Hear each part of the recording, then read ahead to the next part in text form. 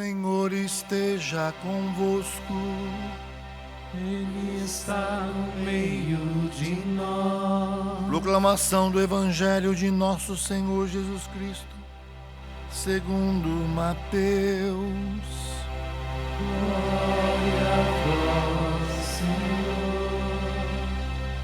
Naquele tempo, disse Jesus a seus discípulos: vós ouviste que foi dito olho por olho e dente por dente. Eu, porém, vos digo, não enfrenteis quem é malvado. Pelo contrário, se alguém te dá um tapa na face direita, oferece-lhe também a esquerda. Se alguém quiser abrir um processo para tomar a tua túnica, dá-lhe também um manto. Se alguém te forçar a andar 1 quilômetro, caminha 2 com ele. Dá a quem te pedir, e não vire as costas a quem te pede emprestado. Vós ouviste que foi dito: amarás o teu próximo e odiarás o teu inimigo. Eu, porém, vos digo: amai os vossos inimigos e rezai por aqueles que vos perseguem. Assim vos tornarei filhos do vosso Pai que está nos céus, porque Ele faz nascer o sol sobre maus e bons e faz cair a chuva sobre justos e injustos.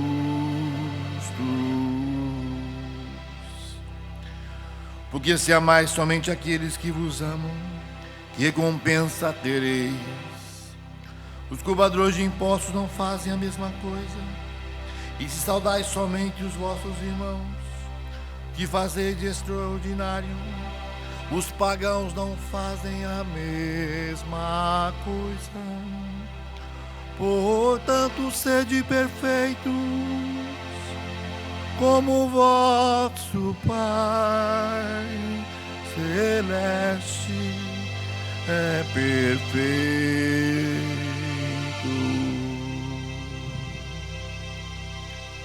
Palavra da salvação. Glória a vós, Senhor.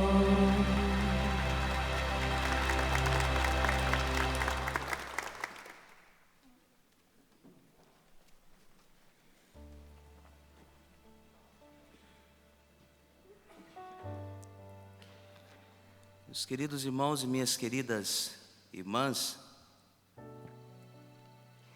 nós estamos no contexto do Sermão das Montanhas, que o Evangelho que nós ouvimos talvez seja uma das páginas mais exigentes e concretas sobre como deve comportar o discípulo, o seguidor de nosso Senhor Jesus Cristo. Poderíamos fazer uma pergunta e tentar respondê-la: como imitar nosso Senhor Jesus Cristo?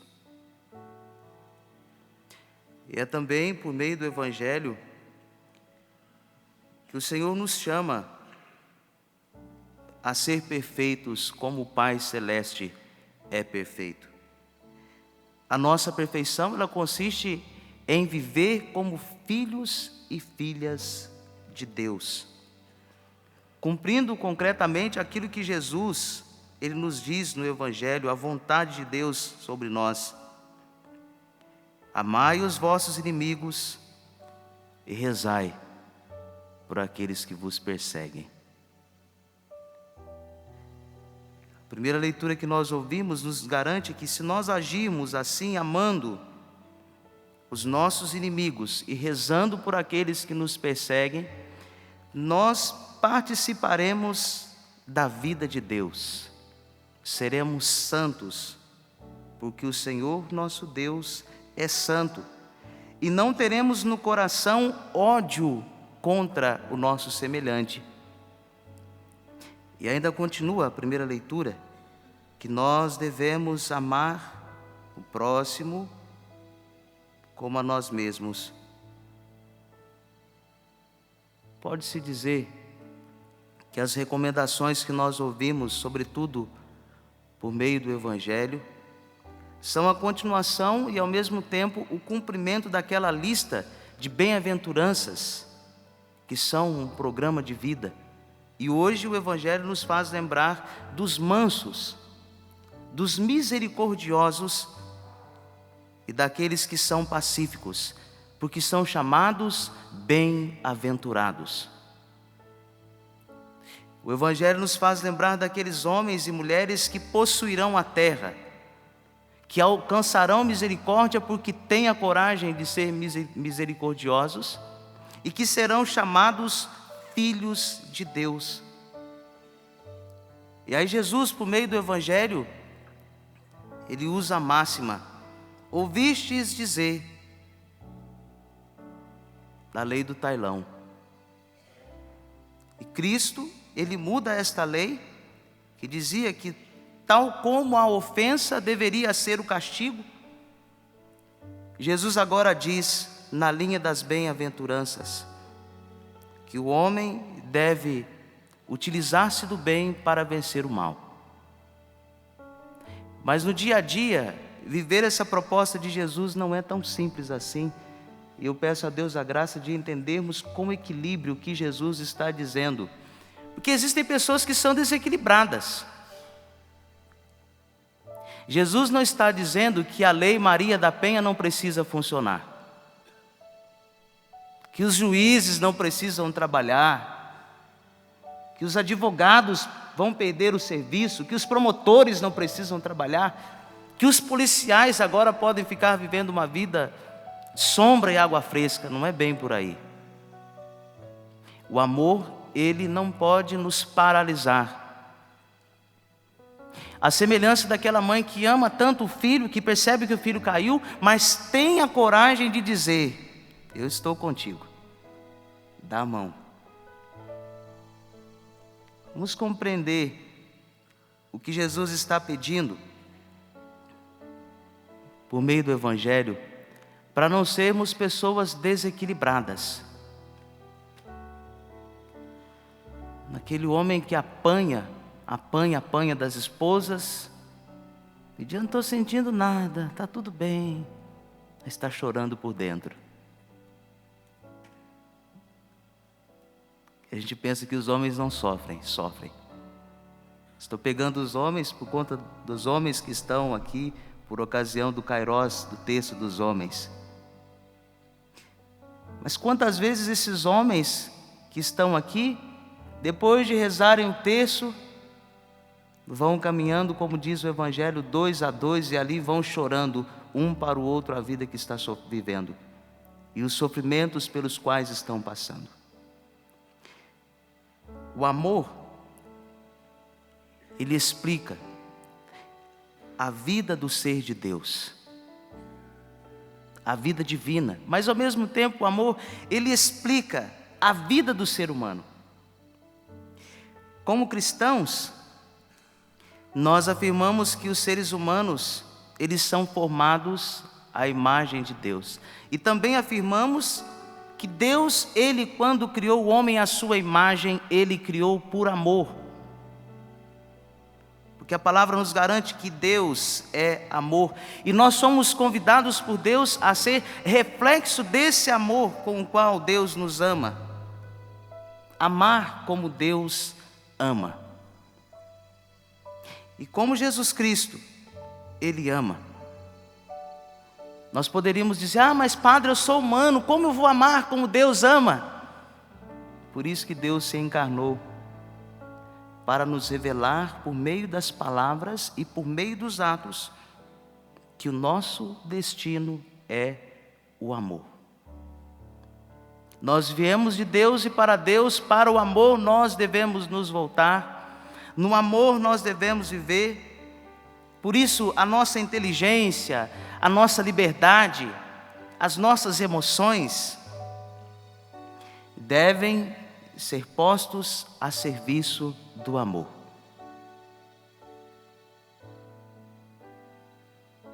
Se calares, Santo Agostinho, ame. Se gritares, ame.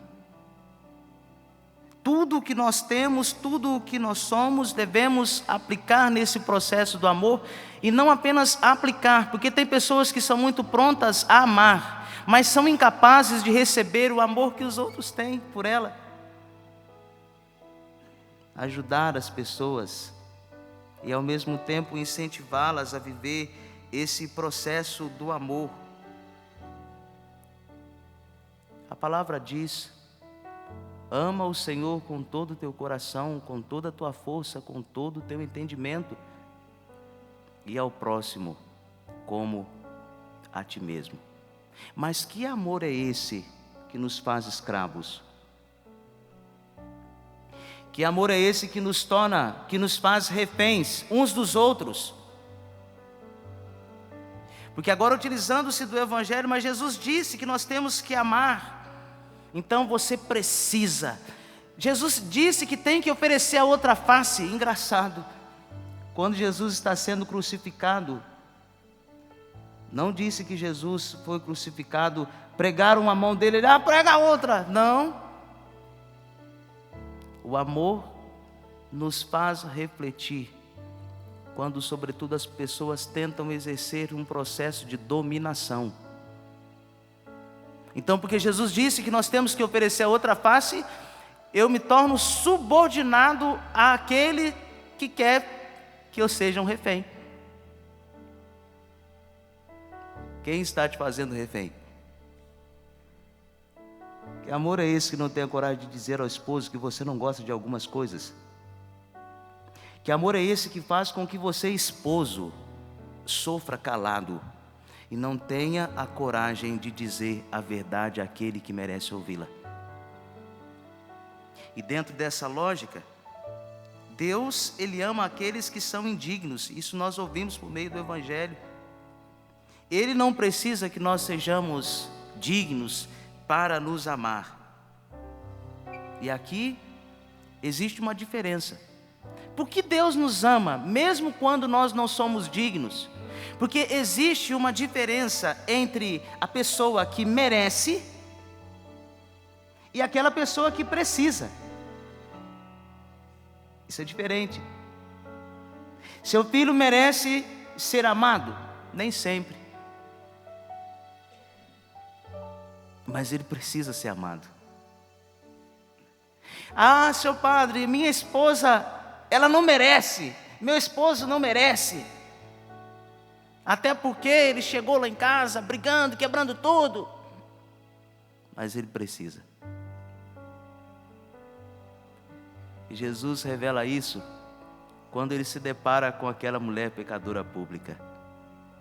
Ali, o amor de fato superou o ódio.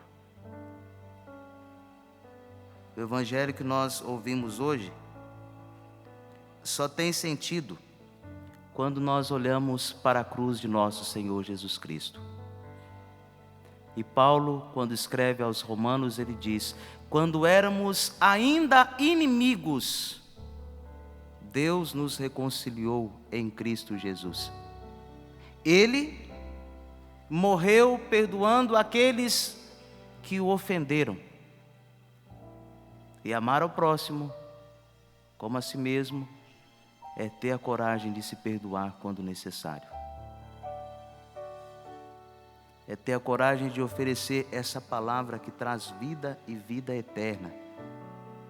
Por mais que as pessoas não mereçam, elas precisam do seu amor.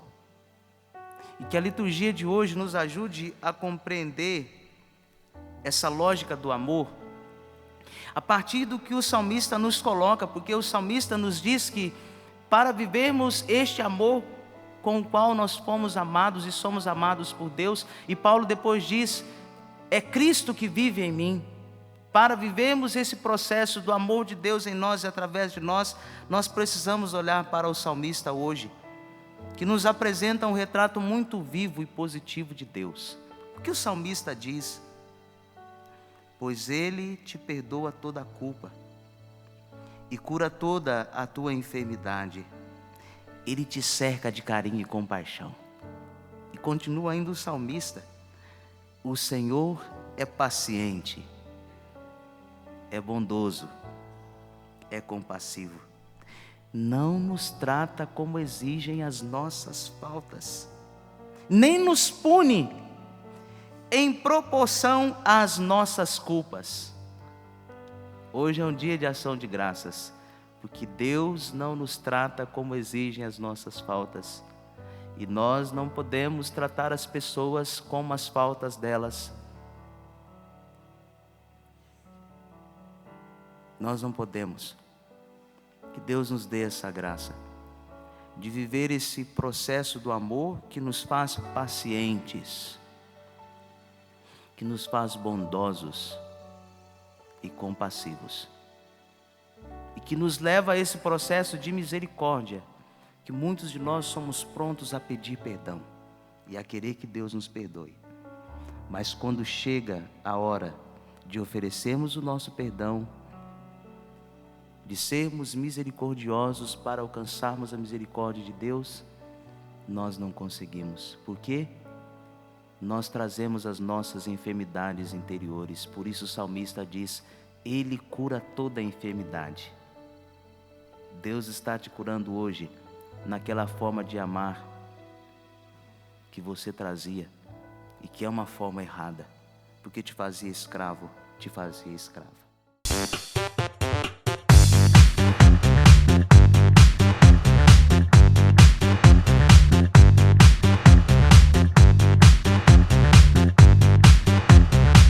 cançãonovaplay.com. Assine já!